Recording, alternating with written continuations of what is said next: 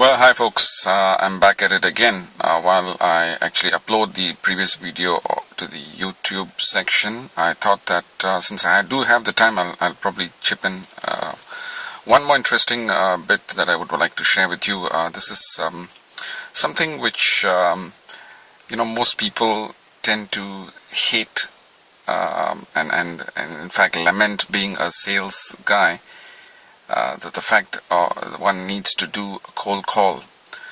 Well, let me tell you this.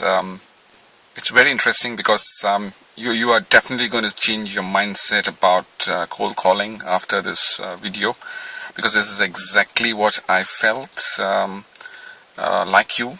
I just thought that cold calling is a waste of time. Let me just push this cold call alternative to some other time and do something else, maybe send an email or do something else other than cold calling. Interestingly, when I talk to you as of now, I am actually tempted to make a couple of calls for the simple reason that I know when a cold call is done, it gives you the satisfaction of being able to access or get closer to the customer than anything else. Like, that's the closest opportunity one gets besides a face-to-face approach. So then why is it that cold calling is actually a deterrent? People tend to say, okay, it's not as interesting as it sounds. I do agree with you, because eating a frog, like I just read a couple of articles from gurus, which is what I'm trying to share with you here and with my own experience. Cold calling is like eating a live frog, like stuffing a live frog, those African toads or those piggies, which kind of just won't fit into a normal mouth, including leave alone the fact that it can be gulped in one go without sticking out. The point is not about eating the frog, but the point is trying to understand, like, cold calling is as bad as an experience as eating that live frog. And the interesting thing is, like, in life, this is just not about cold calling, but in life, things that I share with my two boys, Amir and Tanveer. Amir is 15. He's going to kill me if I tell him that I said his age was 9. And Tanveer is 9. What I tell them is, things that are interesting to do are the ones that needs to be postponed, because the end utility value of such things might not be as effective as things that are difficult to do. So things that are difficult to do are the ones that needs to be done first. So something like eating a frog, well, I was kidding. Or making a cold call is one of the most difficult things that every sales guy has in him. So why is it difficult? Let's take it like what makes it difficult. Well, the fact is, we fear the unknown. The unknown is, we don't know what is coming. We are afraid to lose. We are afraid to be rejected. Why don't we do this? Let's have, like what I did, let's have this thought process that I'm going to make a cold call. I'm going to make a cold call to somebody who might be difficult. But hey, what's the big deal? Like, I'm not trying to sell anything to this person. And it is definitely something which I should appreciate, that receiving a cold call is not an interesting. I mean, receiving a call from somebody whom you don't know is never welcome. Put yourself for a moment in the receiver's end. You're getting a call from somebody, and you straight away hear somebody from the other side saying, "Hey, I am so on so. I am actually trying to call you to discuss this. Would you be able to spend a couple of minutes with me?" It doesn't really resonate well with you, and so what is the next thing that you tend to do? Just say like, which I do, so all those people who call me and with whom I don't resonate well, I'm actually in the middle of something. Please, can you call me back at such and such time? And I make sure that at such and such time that I am quite wary of it, and I tend to disregard that call. I know, but when you get a couple of calls every day, then in the midst of all those busy schedules, it's not interesting. So come back to where I left. I started the concept of telling you that put yourself in the shoes of the receiver.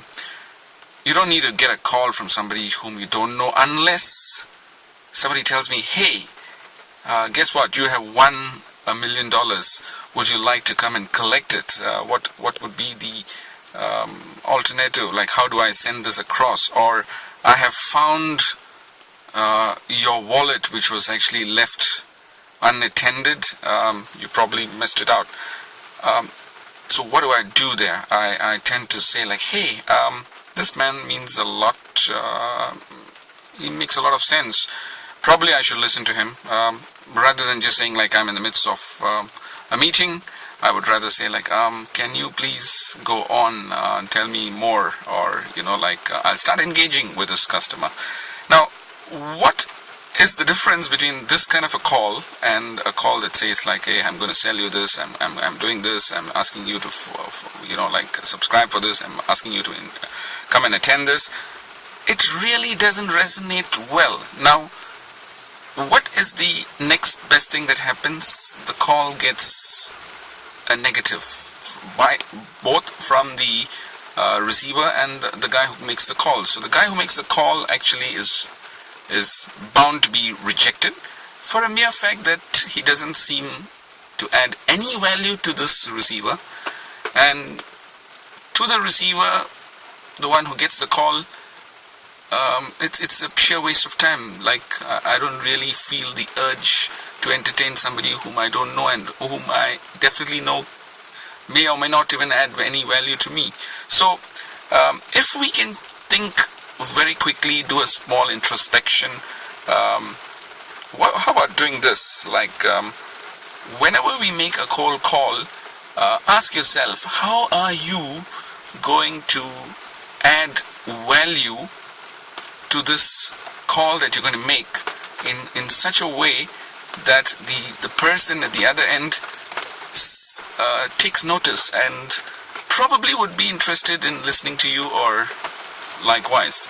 The point of continuing the conversation is regardless of what you say next. But cold calling is all about emphasizing to the called, the one who receives your call, on what kind of a value are you bringing to this call.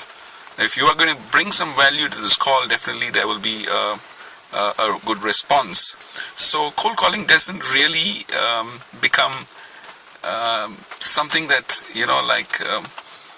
comes about with rejections. You just don't get rejected anymore because you have a listener who is interested in you, who's interested in listening to what you have to say.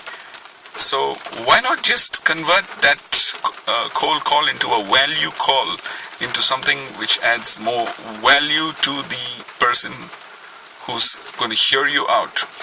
So let me quickly try to give you an example. Like, I'm going to make a call to, let's say, somebody whom I'm trying to invite for a webinar, and the webinar is on creativity. Well, honest to goodness, I'm going to do this after this video. So this is what I will be approaching. I know who I am going to call. Like, I'm not just going to just pick up the phone, get a number there and just call somebody. I would probably get myself a little familiar with whom my target audience is going to be. So things like understanding, profiling the customer, getting to know a little bit about this this person to whom I'm going to make the call. He can be a CEO, or he can be an operations guy, somebody in the middle management. So if my call, which is intended for the C-levels, is to be directed to the CEO, so if I'm going to call the operations guy and talk about attending a creativity workshop, which is an ingredient for leaders of today, it will not kind of resonate well unless there is something of use to this operations guy who feels that, hey, maybe I might become a C-level executive tomorrow and it might help. But that's a far shot. So it would be better to profile your customer, the audience. That's one.